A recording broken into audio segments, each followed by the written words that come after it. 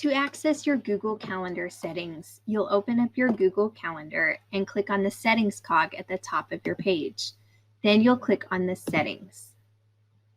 You'll see over here on the left-hand side, these are all of the general settings that will allow you quick access. So for example, if I wanted to go to my Events from Gmail section within my settings, then I can simply click on that in the general menu and it takes me to that section automatically. If you prefer to go through and just scroll through your settings, then of course you have the ability to do that as well. So let's talk about some of these general settings. So first you have the language and region, the time zone, and your world clock.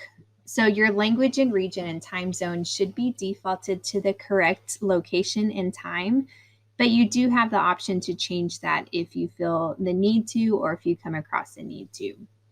You also have that world clock feature, which you can show, and you can add time zones if you feel like you need time zones added to your calendar as well. Here in the event settings, this is where you would set your settings for your events that you put into your Google Calendar. So first you'll see this default duration.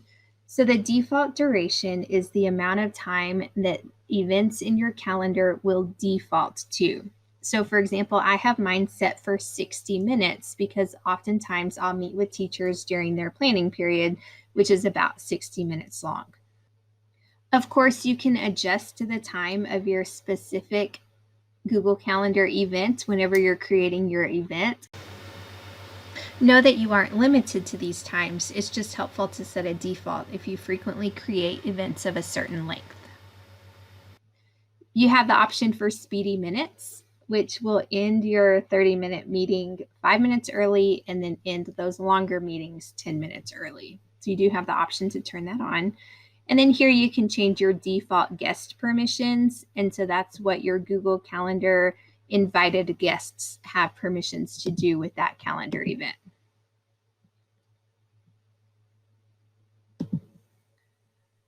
You also have the feature here to automatically add invitations. And so what that means is if you're invited to a Google Calendar event, if you have yes selected, then that calendar event will automatically show up in your Google Calendar. Whether or not you have responded, it's just going to show up.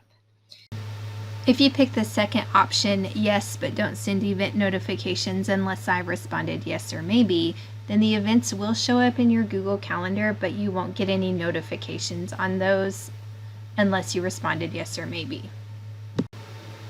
If you select the no option, then the events will only show up if you have responded. So let's take a look at your notification settings. So here's where you can turn on your desktop notifications and your alerts. You also have the option to show snoozed notifications, and then you can turn on or off the notification sounds. Taking a look at your view options, this is how you want your Google Calendar to look to you whenever you open your Google Calendar. So you have the option to show weekends, or if you uncheck that, it will just show the weekdays, Monday through Friday. You can show declined events in your calendar.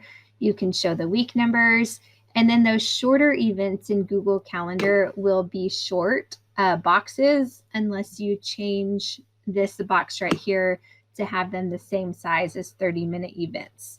So for example, if you have a 10-minute event in your calendar, it's going to be very small, but if you check this box, then it will be the same size as a 30-minute event. You can have the option to reduce your brightness of past events, and then you can view your calendars side by side in day view if necessary. I love that you get to decide when you want your week to start on. I like to start mine on Sunday, but you could also start it on Monday if you prefer to see that work week day start first.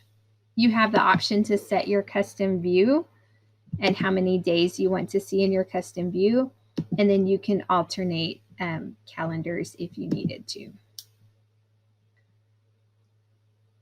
Taking a look at your events from Gmail section. So Gmail can automatically create events that can be displayed on your calendar. Think about like things like flight reservations and things that sometimes have the option like add to calendar. You have your working hours. that if you wanted to enable, then it will send people a warning that you're outside of your working hours if they try to invite you to a meeting outside of those hours. So let's talk about keyboard shortcuts. I love me some keyboard shortcuts. So I'm going to press the question mark to show you the list of available shortcuts that are available to you in your keyboard shortcuts for your Google Calendar.